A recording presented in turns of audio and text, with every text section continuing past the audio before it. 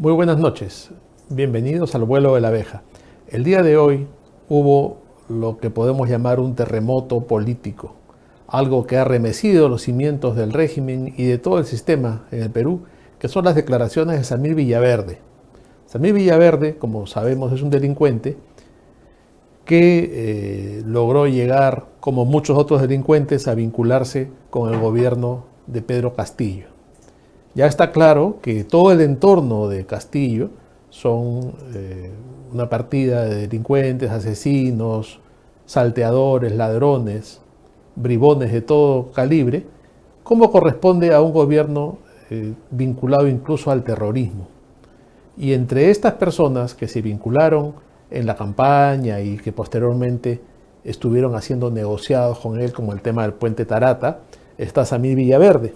Pero Samir Villaverde tiene toda una trayectoria previa. Recordemos que incluso fue un asaltante a mano armada de restaurantes en su peor momento. Sin embargo, es un personaje que ha logrado establecer una empresa grande, ha logrado tener una fortuna, no sabemos con qué métodos, y era uno de los financistas y uno de los cómplices de Pedro Castillo, y que estaba en este entorno de los sobrinos y de toda esta pandilla, toda esta banda criminal que rodea a Castillo. Pero este hombre ahora está preso y dice que lo están amenazando de muerte porque, como suele suceder en las bandas criminales, el que sabe demasiado tiene que morir.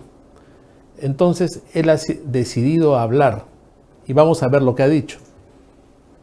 En este sentido, les comunico que tengo toda la predisposición y la voluntad de decir la verdad en el esclarecimiento de su investigación, además de declarar ante el Ministerio Público, a través de la doctora Carla Cesenarro Monjes, de cómo el señor Pedro Castillo Terrones logró ganar las elecciones presidenciales, quien lideró, planificó y coordinó al más alto nivel este trabajo con el Jurado Nacional de Elecciones, mellando así la democracia, perjudicando al señor Rafael López Aliaga y a la señora Keiko Sofía Fujimori, manipulando la voluntad popular. Hay veces las personas nos equivocamos, pero es de valientes ser hidalgos sin reconocer nuestros errores. Durante mucho tiempo, yo he venido siendo amenazado por el servicio de inteligencia, por altos funcionarios del gobierno, por personas allegadas al presidente de la República, con la finalidad de silenciarme. Vengo a hacer una denuncia pública, en mi calidad de empresario, contra el presidente Pedro Castillo Terrones, a quien en su momento apoyé, pero hoy le digo que no le tengo miedo y que lo hago responsable directamente a él de cualquier atentado que pueda pasar contra mi vida, en el lugar donde estoy o donde fuere. Estamos viendo cómo funcionan estas mafias, ¿no? Es como ver una película de mafia, una película de narcos, y siempre terminan en venganzas, en muertes, en amenazas, extorsiones. Y eso es lo que está denunciando este hombre, ¿no? Él está preso, pero como decíamos antes, sabe demasiado. Y los que saben demasiado, generalmente la mafia los mata, porque no les conviene que estén ahí y que en un momento de desesperación suelten la lengua y cuenten las cosas tal y como son. Muchos somos los que desde el principio insistimos en que había un fraude, ¿no? Y este fraude fue evidente con la participación de Salas Arenas, ese antiguo defensor de terroristas y que ahora ocupa un cargo importante como es el del Jurado Nacional de Elecciones, con la participación del señor Corbeto, que se negó a entregar las actas electorales, con la anuencia y la bendición de la OEA, esa partida de caviares comechados que vinieron a tomar pisco y a comer bien y a pasar una semana de vacaciones en el Perú y que no controlaron nada, y luego fueron convalidados por el otro comunista, que es el señor Almagro, ¿no? Ese personaje que ha venido en varias veces al Perú y las últimas dos a convalidar este gobierno comunista de Pedro Castillo. Pero todo esto ya no es una gran novedad, ¿no? Ya sabíamos que había este fraude, ya sabíamos que el verdadero ganador de las elecciones debió ser López Aliaga, al cual le han robado la elección. Como ya está pasando en el Perú varias veces, ¿no? Porque la elección del 2016 se la robaron a Keiko Sofía Fujimori. y ya sabemos cómo los caviares que siempre juegan de conciencia moral y de ser muy correctos y de invocar a la democracia y a la rectitud moral, tienen diferentes medidas, ¿no? Porque cuando le roban la elección a Keiko Fujimori no dicen nada, cuando se la roban a López Aliaga no dicen nada, eso está bien, porque va contra la derecha, porque ellos piensan que todo vale con tal de mantenerse en el poder y seguir disfrutando de sus consultorías y de cobrar miles de dólares por cualquier cosa al Estado. Ese es el papel miserable de los caviares, ¿no? Que sirven de coro, sirven de escenografía para que delincuentes como Pedro Castillo, como Cerrón, sigan tomando el poder y sigan esquilmando a un pueblo sufrido y cada vez más pobre como el peruano, para que nos conviertan en un país miserable como han convertido a Venezuela. Entonces, esa es la realidad. Felizmente, este señor Villaverde se ha resuelto a hablar, ¿no? Y ya es momento de que con esto nos libremos de este gobierno de delincuentes. Ya es el momento de que caiga Pedro Castillo. Si con esto no se le saca de Palacio, y si con esto no sale también Dina Boluarte y va a prisión Cerrón como debe ser, y se cambia de raíz todo, y se exige la salida de Salas Arenas y de Corbeto, habremos perdido el país.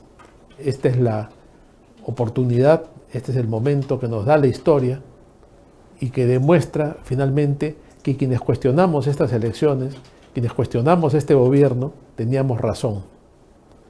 Ya es insostenible un gobierno con tal nivel de corrupción, ¿no? Que parte de un fraude que todos lo pudimos ver y que se ocultó, y no solamente hay un fraude en el momento en que se constituye el gobierno, sino que todo es fraudulento, todo es oscuro, ¿no? Un presidente que se reúne con gente que proviene de lo más oscuro de la política y de lo más oscuro del AMPA y de los grupos delincuenciales en una casa fuera de Palacio de Gobierno, que tiene este grupo de sobrinos que ahora están todos desaparecidos, que se pretende controlar las instituciones, pero hay un viejo dicho que muchas veces se toma la broma y cuando se dice Dios es peruano, bueno, pareciera que finalmente nos está echando una mano y se empiezan a aclarar las cosas, ¿no? Entonces, Pedro Castillo, que se victimiza todos los días y que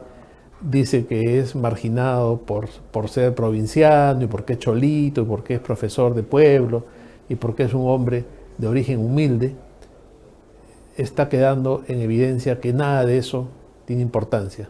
La verdad con Pedro Castillo es que ha ganado unas elecciones con fraude y que se ha vinculado a delincuentes, y lo que ha hecho es seguir un libreto que se lo dicta Cerrón, seguir un libreto que se lo dicta el Foro de Sao Paulo, para sin importar para nada lo que pasa en el país, la pobreza, la miseria que muchos peruanos están empezando a pasar gracias a la incapacidad de este gobierno, ellos sigan con ese libreto, sigan con ese plan, porque es un plan que se aplica de manera implacable. Se va avanzando en establecer un gobierno comunista en el Perú. Y esos pasos se van siguiendo sin importar lo que suceda alrededor. No importa que haya muertos en las manifestaciones en contra del gobierno, ya van 8 muertos, no pasa nada.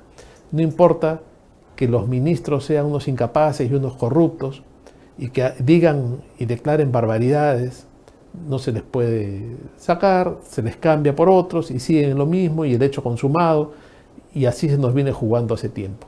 No importa que haya ganado con fraude las elecciones, yo creo que sí importa.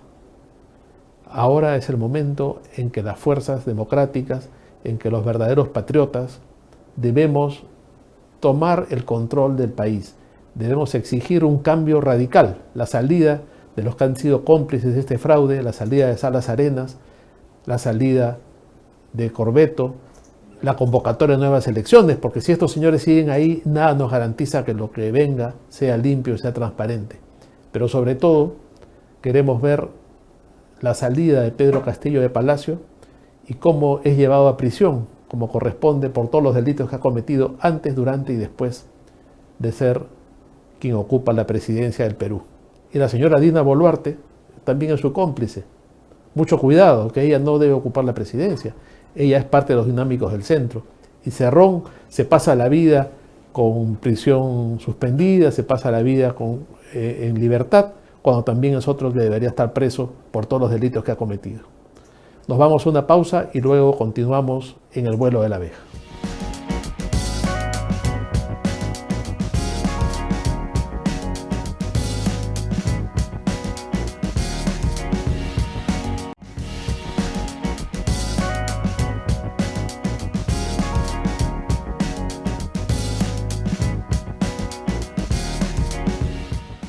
Estamos de vuelta en el programa y una de las cosas que caracterizan un poco a esta situación política que vivimos en el Perú ya hace tiempo, no de ahora, es el enfrentamiento entre el Ejecutivo y el Legislativo, pero generalmente es un enfrentamiento artificial. Los parlamentos, los congresos, en ninguna parte del mundo son populares porque el común de la gente no llega a entender cuál es el papel de un Congreso. Entonces, muchas veces escuchamos que alguna gente dice, pero el Congreso no hace ninguna obra, ¿no? Y creo que ya en otro programa lo hemos comentado. No le corresponde al Congreso hacer obras. El Congreso está para fiscalizar, para representar a sus votantes y para legislar. Pero en esa legislación, por ejemplo, el Congreso no puede generar gasto. Está prohibido, ¿no? El Congreso no puede hacer una norma, por ejemplo, que modifique el sueldo mínimo, ¿no? Porque eso corresponde al Ejecutivo. El Congreso no tiene iniciativa de gasto. El Congreso no puede decir, se va a realizar una autopista. No le corresponde. Entonces, la gente común, que no conoce estas cosas, se queja siempre que el Congreso no hace una obra, que el Congreso no trabaja. El Congreso sí trabaja, pero trabaja en lo que le corresponde hacer. Ahora, que haya un mejor nivel o un peor nivel de congresistas ya es otra cosa, ¿no? Pero eso también depende de quienes votamos, ¿no? Si seguimos votando por terrucos, por ignorantes, por casi analfabetos, entonces no nos quejemos, pues, ¿no? Porque esa es la gente que ponemos en el Congreso.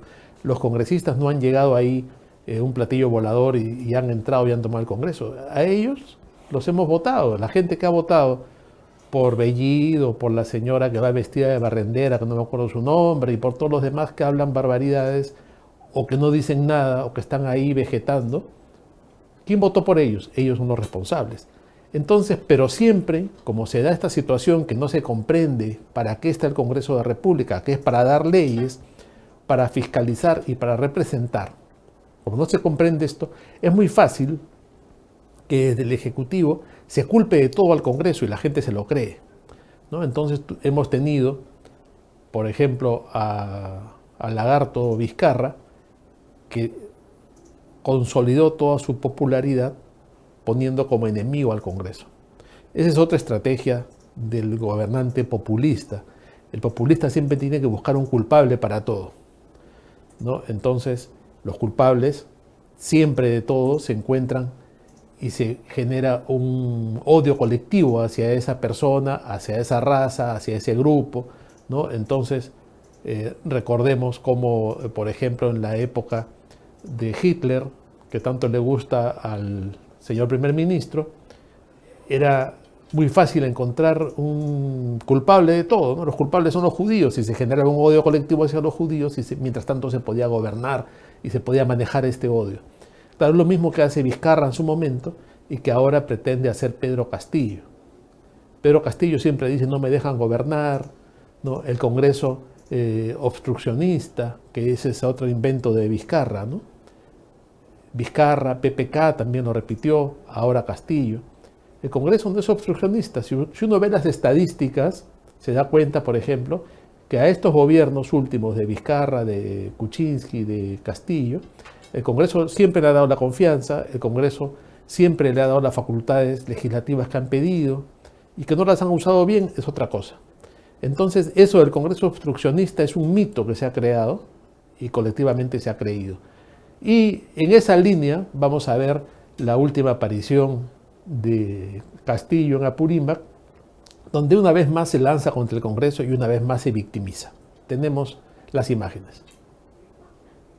Y una vez por todas, desde acá invoco al Congreso de la República, que hemos puesto ya en la mesa del Congreso de la República más de 30 proyectos, pero lo que pasa es que vemos congresistas que han sido elegidos para poner zancadillas, y no hay congresistas que hasta el momento no siquiera se han tomado la facultad para proponer al país y a su propio Congreso algún proyecto de ley cómo solucionar los grandes problemas que tiene este país.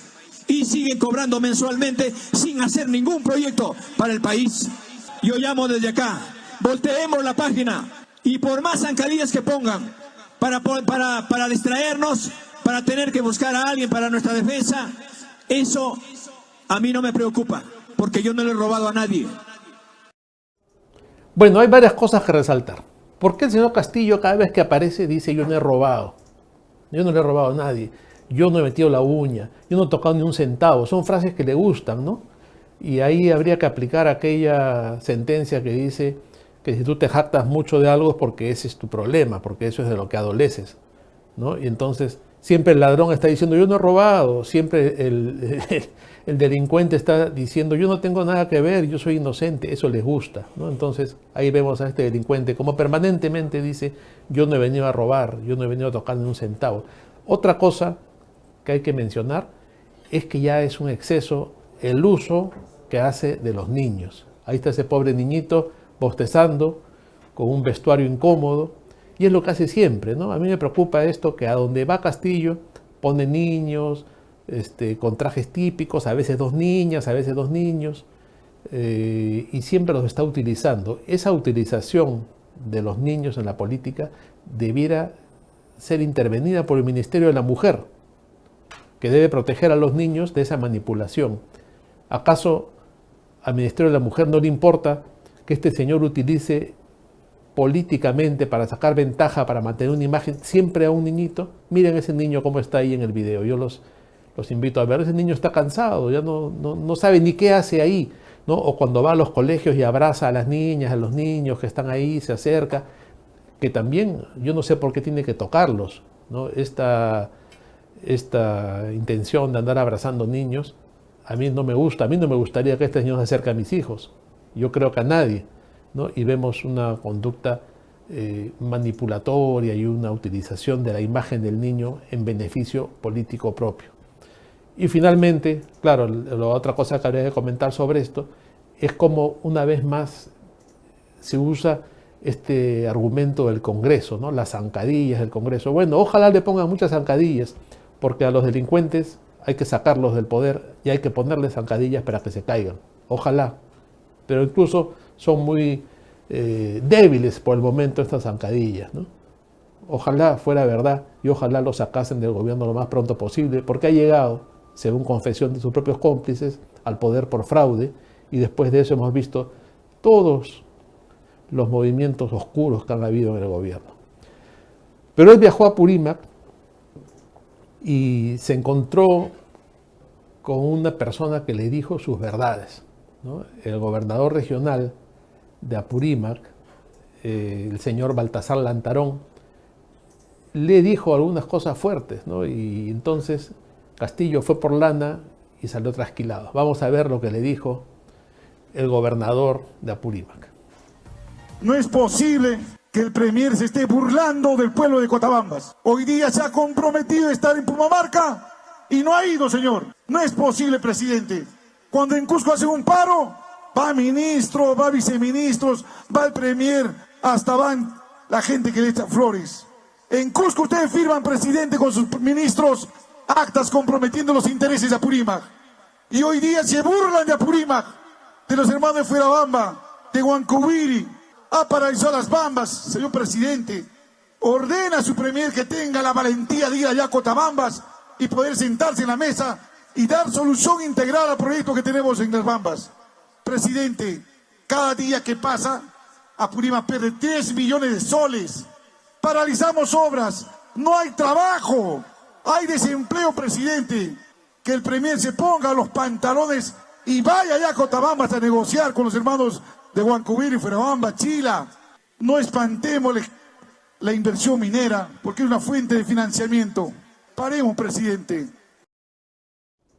Bueno, ahí lo vieron, ¿no? Este señor Lantarón le dice lo que muchos tienen miedo de decirle, ¿no? Y claro, porque siempre Castillo y los ministros se mueven con una portátil de ayayeros que les dicen lo que ellos quieren escuchar. Pero a veces es incontrolable, pues no, y este hombre es una autoridad, no pueden impedirle que hable, y sale en defensa de sus intereses, ¿no? Y le habla de los millones que se están perdiendo por las paralizaciones y por el mal manejo del gobierno y por la politización de los temas productivos, ¿no? Y entonces él le dice lo que tiene que decirle y le exige que el primer ministro actúe como tiene que actuar, ¿no? Entonces sale en defensa de los intereses de su pueblo, que para eso está. Y ahí miren la cara de Castillo, ¿no? Felizmente tiene una mascarilla que lo protege, porque si no veríamos el rostro de la desesperación. Él quiere salir corriendo, no sabe qué hacer, ¿no? Y la señorita que está atrás aplaude cuando el gobernador habla, ¿no? Y bueno, ya se le acabó, pues, ¿no? Ya se le ha perdido todo el respeto. Se le ha perdido todo el respeto. Ahí está la gente a la que les decía, acá nunca vienen los congresistas, ¿no? Y esa gente está de acuerdo con lo que dice el gobernador, ¿no? El gobierno regional de Apurímac se ha notado un punto y este señor se ha mostrado como un verdadero defensor de su pueblo y un valiente. Muy bien que se le hable así las verdades a Pedro Castillo. Nos vamos a una pausa y regresamos en el programa.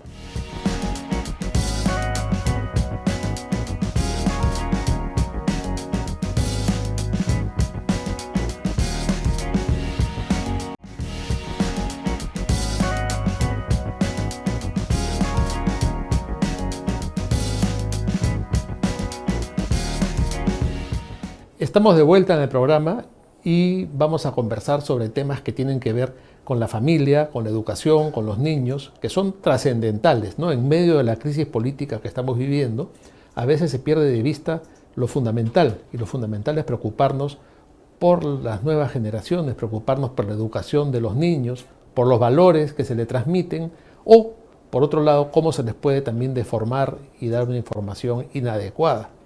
Y este es un tema que se viene tratando hace tiempo en el ámbito educativo, ¿no? El Ministerio de Educación de alguna manera ha sido tomado por intereses de tipo ideológico y esto se ha visto ya desde hace varios años en textos inadecuados, con contenidos, incluso hasta que podrían ser calificados de pornográficos y que responden a intereses de grandes ONGs y de grandes corrientes ideológicas que están en boga en este momento y que también tienen que ver con intereses de tipo económico muchas veces.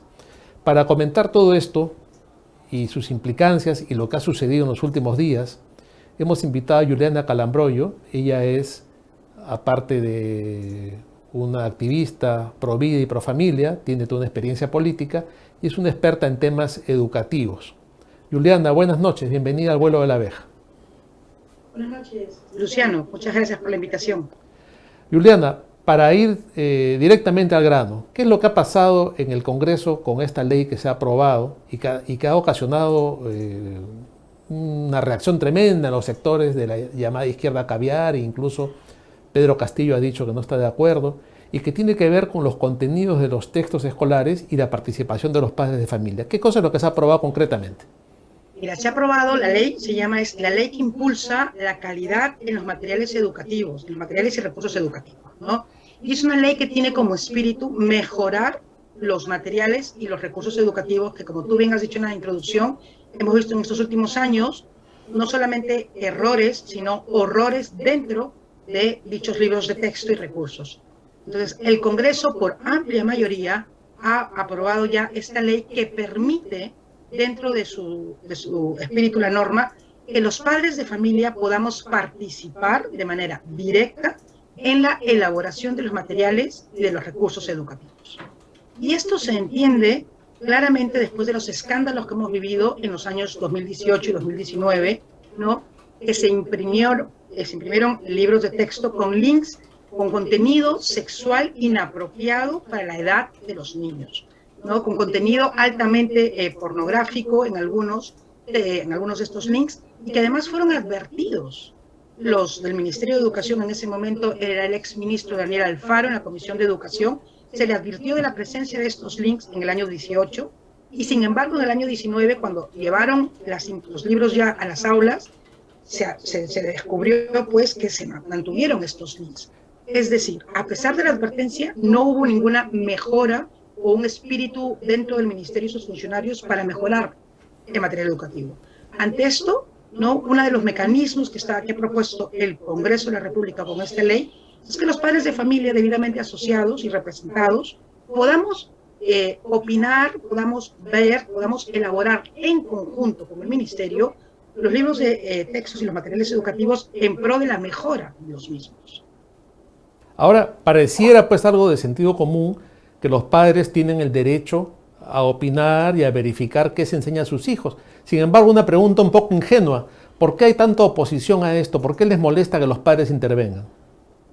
Fíjame, todo hecho es de sentido común. A veces el sentido común es el menos común de los sentidos. No solamente es el sentido común, sino que además es nuestro derecho constitucional. Está amparado en la Constitución y los tratados de derechos humanos a nivel internacional. ¿Por qué tienen tanto miedo? Porque en los últimos años lo que hemos visto es un copamiento ideológico dentro del Ministerio de Educación. Un copamiento ideológico con un sesgo único, ¿sí? Y darle esta apertura de participación a los padres de familia implicaría una apertura ideológica también de por medio, es decir, que se escuchen todas las voces que pretenden de alguna manera mejorar la calidad, ¿sí? Hemos visto claramente que ONGs como Plan Internacional no solamente elabora textos para dar educación sexual integral, sino que imparte los talleres, las clases y las capacitaciones, es decir, el Ministerio de Educación abandona toda su rectoría a manos de una ONG claramente progénero y abortista. Y cuando los padres de familia, que no tenemos esa visión de la vida, que queremos que nuestros hijos sean educados respetando nuestros valores, nuestras creencias, nuestros principios, nos hemos visto que siempre es una muralla, que el Ministerio de Educación no nos apertura ninguna mesa de trabajo, que no hay diálogo, que no podemos realmente estar involucrados en el proceso educativo. Con esta ley va a haber esta apertura, esta posibilidad, ¿sí? Y esto espanta claramente a todos estos funcionarios que están enquistados en el ministerio y que no solamente promueven una única visión del mundo ideológica, sino que además están claramente afectando sus intereses económicos. Porque detrás de toda esta teoría de género, de enfoque de género, ideología de género, claramente hay dinero de por medio para implementar los talleres, las capacitaciones, y ese dinero se les va a ir en estas consultorías porque ya no van a ser necesarias, porque los padres también podremos participar. Ahora, qué importante es que se aclare eso, ¿no? Porque mucha gente, simplemente porque no es su tema, porque vive desinformada, no sabe lo que le enseñan a sus hijos en el colegio y no sabe que hay todo este problema de un pensamiento único que se quiere imponer y de una ideología de género, y que eso al final termina por deformar a los chicos y crearles una visión distorsionada de la realidad, cuando no introducirlos incluso en todo tipo de visiones pervertidas de la vida sexual, ¿no? Porque yo entiendo, Juliana, que no se está en contra de que haya una educación sexual y una información a los niños, sino en contra de que se deforme esa visión. Fíjate que gran parte del revuelo mediático y de algún sector político, ¿sí?, han salido a decir que esta ley va a impedir la educación sexual integral de los niños. Y sin embargo, cuando uno lee la ley, ¿sí?, te lo digo clarísimamente, en el artículo 2, en el último inciso del artículo 2, y lo voy a leer textualmente, ¿no? Dice: los contenidos deben ser orientados a promover y proteger el desarrollo integral de la personalidad mediante el desarrollo de valores para la educación sexual, prevención de adicciones, conductas delictivas y acoso escolar, entre otros. Es decir, la ley prevé que tenemos que educar en valores para potenciar la educación sexual. No prevé que se anule la educación sexual. Pero claro, al tener esta apertura de participación a los padres de familia, claramente vamos a tener que poner en valor cuáles son conceptos ideológicos, ¿sí?, y anticientíficos, y cuáles van a ser conceptos basados en la ciencia, basados en el desarrollo psicológico, afectivo, espiritual y moral de los estudiantes. Y este aporte lo van a dar los padres de familia, que son quienes más conocemos y queremos a nuestros hijos. Entonces, es falso esto de que no va a haber educación sexual integral, la ley lo prevé. Es falso, que esto va a ser tomado por un grupo radical de padres de familia ignorantes, ¿no? Ultraconservadores, que se va a retroceder, para nada. Lo que queremos es tener la oportunidad de aportar, de tener una visión plural y de que en todo caso, sí, que además también la ley prevé los mecanismos de participación, se nos diga por qué nuestros aportes no son valorados, por qué van a predominar otros aportes y cuál va a ser el juicio técnico de los expertos en el material educativo, que son los funcionarios del Ministerio de Educación, van a ponderar, porque claramente además la ley también lo prevé. Se tiene que enseñar lo que manda la Constitución, lo que dice la historia del Perú realmente, para no ver de nuevo estos horrores respecto al terrorismo, ¿no? La ley también prevé que se tienen que velar por una educación moral. ¿Quién no quiere una educación moral? Y además, Luciano, tú lo has dicho muy bien, vemos una decadencia en nuestro país, tanto de corrupción, ¿no? De organizaciones criminales. ¿Y eso por qué pasa? Porque no está habiendo una educación en valores, porque la moral está dejándose de lado. Entonces, realmente lo que se quiere con esta ley es mejorar todos los aspectos de la educación. Eso es muy importante lo que tú acabas de aclarar, ¿no? Porque en este debate que se da un poco entre los medios de un lado y del otro, se trata de centrar todo, porque hay intereses obviamente, en el tema de la educación sexual y del género, pero otro aspecto terrible es la enseñanza de la historia con sesgo ideológico y la forma en que tenemos ahora varias generaciones de jóvenes que no saben lo que significó el terrorismo en el Perú, o que en algunos textos, y ya todos lo hemos visto en la Comisión de Educación del Congreso alguna vez, se ponía a los terroristas como héroes o como románticos que habían luchado por la democracia, confundiendo a los jóvenes, sociales, ¿no? Como claro. Luchadores sociales que buscaban el bien común. Entonces, no quedarnos solamente en el tema sexual, porque acá hay diferentes aspectos y sin duda nadie como los padres para querer lo mejor para sus hijos.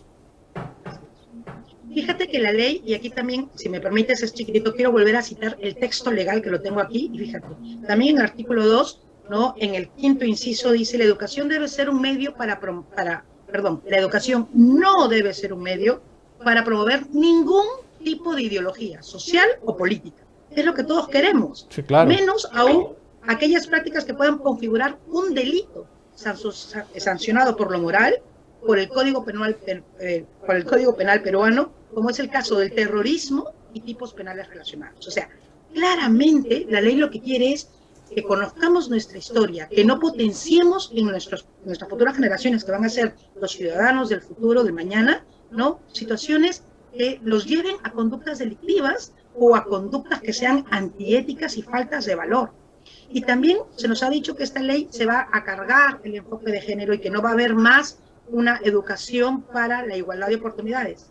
Falso totalmente. Claro. Porque esta ley también reconoce el valor y el aporte de hombres y mujeres basados en relaciones de equidad, respeto y corresponsabilidad. ¿No es esto igualdad de oportunidades? Lo dice la ley, o sea, se les cae el discurso a aquellos que tienen tanto miedo de que los padres de familia querramos y podamos participar debidamente, siguiendo un proceso que también lo establece la ley, en la mejora de la calidad educativa y de los materiales y libros de texto. Sin duda, yo creo que es un gran avance y pone un freno a todo este tema ideológico que se está pretendiendo introducir a través de educación en los niños y en los jóvenes. Y quiero, finalmente, ha volado el tiempo para terminar esta entrevista, felicitarte porque tú no lo has dicho, pero en esa comisión de educación en que se le advirtió al ministro sobre estos temas, fuiste tú la que como una invitada de la comisión puso las cosas en claro, ¿no? Y desde allí viene esta antigua lucha por la defensa de los niños. Muchas gracias, Luciano, por recordar y por darme el reconocimiento, pero es verdad, no fui invitada en julio del 2018 para dar un aporte técnico, ¿sí?, respecto de los materiales que estaban en Machota, no se habían imprimido. Y efectivamente hice la investigación de por medio con esta sapiencia técnica. Yo soy docente universitaria y he estudiado pedagogía, además de tener un máster, y efectivamente advertí de estos links y se los dijimos al ex ministro de Educación en la comisión. También estaba en la comisión la viceministra del sector de pedagogía, ¿no?, que era la señora Helfer, si no me equivoco. Claramente tenían advertido el tema, pero su afán ideológico, sus consultorías de por medio, ¿sí?, es decir, sus intereses particulares y egoístas han predominado, y esto en detrimento de la educación y de la calidad para nuestros hijos, de la calidad educativa para nuestros hijos. No se puede borrar un link porno con un plumón negro, como nos dijo Flor Pablo en su momento. Así es, sí, que se hizo, ¿no? Se hizo eso, se borró con plumón. Claro, se hizo eso. Y sabes una cosa, Luciano, algo que no se ha dicho y que se tiene que repetir, ese material educativo que se repartió en el año 19, que claro, no se terminó de usar porque vino la pandemia del COVID, se está usando ahora.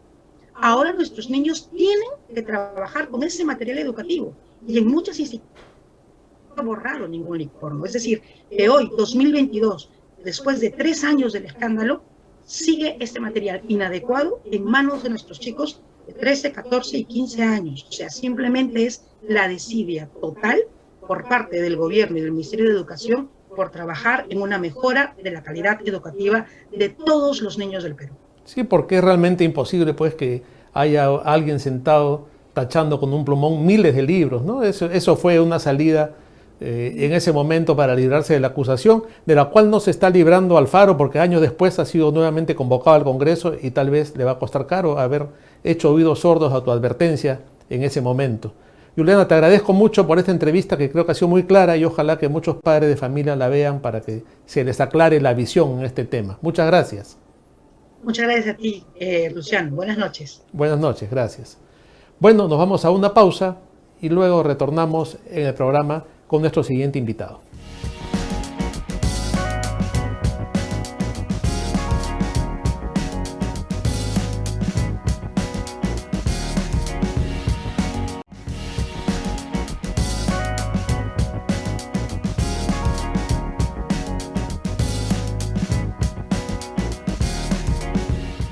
Continuamos con el programa. Nuestro programa normalmente habla de temas políticos. Este es un programa de entrevistas y de comentario de política y de actualidad. Pero hay aspectos muy importantes que tienen que ver con la sociedad, que tienen que ver con nuestra propia identidad como peruanos, y es el hecho de que el Perú es un pueblo cristiano, un pueblo mayoritariamente católico, y que también en situaciones de crisis como la actual debe recurrir al sostén de la fe, a la creencia en que Dios no abandona a su pueblo, y el Perú como pueblo católico también es un pueblo mariano.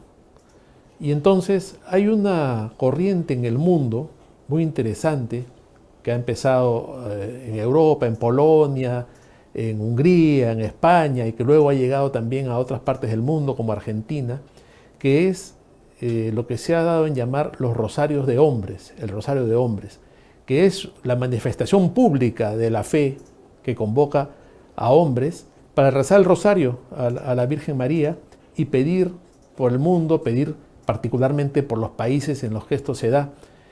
Y quienes convocan a estos rosarios están teniendo respuestas fantásticas y se ven imágenes conmovedoras de cientos de hombres en la calle rezando el rosario. Y la imagen de hombres rezando es muy conmovedora y muy contundente en estos tiempos en que también por cuestiones ideológicas de alguna forma al hombre se le está haciendo a un lado. Entonces, para conversar de esto, porque esta idea del rosario de hombres ha llegado al Perú, ¿no? Como les decía, es una corriente mundial, y quien tuvo la iniciativa de convocar a un grupo de católicos, laicos y comprometerlos en esta organización es Carlos Guaite, que nos acompaña el día de hoy en el programa para comentarnos cómo va esta organización y qué novedades nos puedes contar. Carlos, ¿cómo estás? Buenas noches. ¿Qué tal, Luciano? Encantado de estar en tu programa y estar con tu público. ¿Cómo es esta idea del rosario de hombres, Carlos? ¿Qué es lo que se busca? ¿Qué antecedentes hay? ¿Qué nos puedes comentar sobre esto? Que es una linda iniciativa. Bueno, primeramente que hay que restituir en el orden natural al hombre en su posición de masculinidad y a la mujer en su posición de feminidad, ¿no? Y qué mejor ejemplo que San José, ¿no? Que rezaba permanentemente porque le hablaba a Jesús todos los días, le pedía cosas, le daba indicaciones, y le daba, como te repito, le pedía cosas, ¿no? Y hablar con Dios, Jesús es Dios, es rezar, ¿no? Los hombres han estado perdiendo un poco, digamos, esa voluntad de hablar con Dios constantemente. Dios atiende todo lo que nosotros le pedimos, ¿no? Y básicamente nosotros tenemos que velar por la familia, los hombres, tenemos que seguir siendo hombres viriles, ¿no? Y defendernos de todas las corrientes ideológicas anticristianas que hay en el mundo. Bueno, yo rezo el rosario desde muy pequeño, mi rosario diario, siempre me ha favorecido en muchísimas cosas, me ha alentado en los peores momentos, ha hecho que tome las mejores decisiones, me ha ayudado a conducirme, tengo 72 años de vida, son 72 años de experiencia de estar acá en la tierra, con lo cual desde los 8 años prácticamente tengo un rezo rosario diario. Y bueno, ante la tempestad que hay en el mundo, que la gente va perdiendo la religiosidad, va abandonando a Dios, ¿no? Este es el momento, tal como pidió la Virgen María en Fátima, es el momento de reaccionar, ¿no? Y poner las cosas en su lugar. Y la mayor fuerza la tenemos en Dios, ¿no? Y el mejor ejemplo, como te decía, en San José, que hablaba todos los días con Dios, o sea, rezaba permanentemente con Dios. Entonces, a imitación de San José, ¿no? Y para que recurrir al auxilio de Dios, para que ponga las cosas en su lugar, qué mejor que ver a Dios, seguir a Dios, conocer a Dios, los misterios de Dios, a través de los ojos de María. Y ese es el rosario, ¿no? El rosario son los misterios de la vida de Cristo, ¿no? Hasta la coronación de la Virgen María, y con los ojos del primer tabernáculo que ha existido en la tierra, que es la Virgen María, ¿no? Entonces, si nosotros vemos con los ojos de María, Dios ve a María en nosotros, y como es un madre y le quiere mucho, nos va a ayudar. Entonces yo estoy seguro que el rosario de hombres, ¿no? es la parte que faltaba, porque las mujeres rezan el rosario, muchas mujeres rezan el rosario diariamente, ¿no? Pero a los hombres les faltaba eso, ¿no? Le faltaba integrarse a los hombres. Claro, y entonces, es muy bonita sí. Esta imagen que tú estás componiendo, en que pones el modelo de San José, que yo creo que vivimos los tiempos de San José y de alguna manera, no sé si la palabra cabe, de alguna manera se le ha reivindicado con el año de San José que hubo, y la gente lo está empezando a redescubrir como el valor que tiene, también como padre de todos, ¿no? Porque él, al ser padre adoptivo de Jesucristo, se convierte en padre de la humanidad. Y por otro lado, la Virgen María, como mediadora y como corredentora, también tiene una fuerza enorme en la fe de todos los creyentes, ¿no? Entonces, esa imagen de San José que tú estás usando como modelo para el hombre me parece muy bonita, muy oportuna.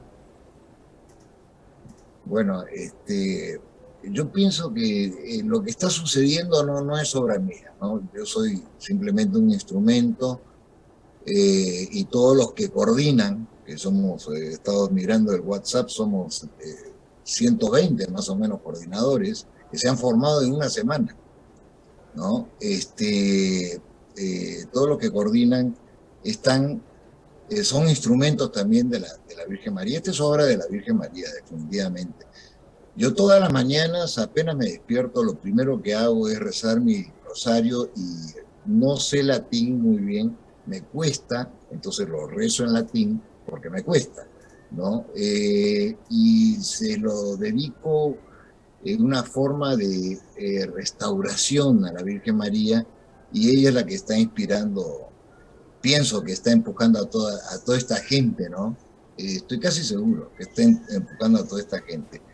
Y bueno, y tenemos la gracia de tenerte a ti también como coordinador, administrador del grupo de coordinación, ¿no? Y bueno, esta idea no es solamente mía, ¿no? Esta idea nació en una conversación.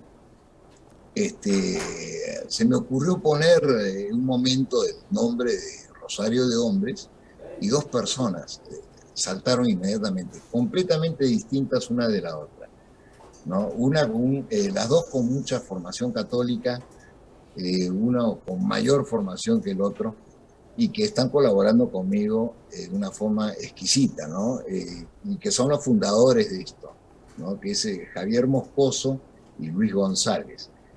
Y luego, inmediatamente, cuando vieron que esto era una inspiración divina, porque yo lo considero como una inspiración divina, ¿no? Más personas corrieron a colaborar, ¿no? Y está pues Alberto González Cáceres como administrador del grupo, tú también, Juan Carlos Hueso, ¿no? Y Mario Linares, son los principales. Y después vienen 120. Claro. Perdón. Sí, dale. Estos son los que van a, digamos, a conformar los distintos grupos de distintas edades para que el primer rosario sea numeroso y sea ordenado, ¿no? Tenga impacto. Eso es lo que estamos buscando. Ahora, el día 19, jueves 19, a las 7 de la noche, tenemos una misa de inauguración. Hay varios sacerdotes que están rezando por nosotros, que conocen la historia, ¿no? Y ellos mismos han propuesto hacer una misa de inauguración en Nuestra Señora de la Salud en San Isidro, la capilla de Nuestra Señora de la Salud en San Isidro. Disculpa que no te haya dejado hablar. Sí, no, importante todo lo que dices. Yo justamente te iba a interrumpir para preguntarte sobre esta misa, que de alguna manera va a ser el lanzamiento de este movimiento de oración que esperamos que además se replique a nivel nacional, ¿no? Y que haya una iniciativa igual en Arequipa, en el Cusco, en Trujillo, en Huancayo, que llene el Perú de hombres rezando por el Perú justamente, ¿no? En estos momentos tan críticos que nos tocan vivir. Y entonces tú anuncias esta misa que es este jueves a las 7 de la noche y tengo entendido que luego de la misa se va a dar más información, va a haber una pequeña charla informativa que va a permitir que esto se organice mejor. ¿Esta capilla y esta iglesia está en la calle Las Camelias en San Isidro o me equivoco? Así es, correcto, en Las Camelias, frente al parque. Hay un parque ahí, esto está muy cerca de Javier Prado. Entonces todos los interesados en incorporarse a esta cruzada de oración que es el Rosario de Hombres pueden ir este jueves a las 7 de la noche a esta iglesia en Las Camelias, en San Isidro, y ahí se va a dar más información y se va a ir avanzando en esta organización. El jueves 19, el de la semana que entra. El jueves 19, es verdad, no, sí. Claro, no mañana. En una semana más. Sí. Correcto. Perfecto. Bueno, Carlos, nuestro programa va llegando al final. Yo solamente quiero, para concluir, felicitarte públicamente por esta iniciativa y también agradecerte porque has hecho una cosa muy importante y muy grande al ser el iniciador de esta chispa, de esta idea que repito, seguramente se va a extender por todo el Perú y cuenta con todo nuestro apoyo y con toda nuestra gratitud. Muchísimas gracias, muchas gracias. Carlos, muchas gracias y ya seguiremos coordinando para ver de qué manera apoyamos esta iniciativa del Rosario de Hombres. Correcto, muchísimas gracias, Luciano. A ti las gracias. Amigos, y de esta manera hemos llegado al final del programa. No se olviden de seguirnos en las redes sociales, laabeja.p y en todas las redes sociales de La Abeja y como siempre, todos los miércoles a las 8 de la noche en nuestro programa a través de BHTV y reitero las redes sociales. Muy buenas noches.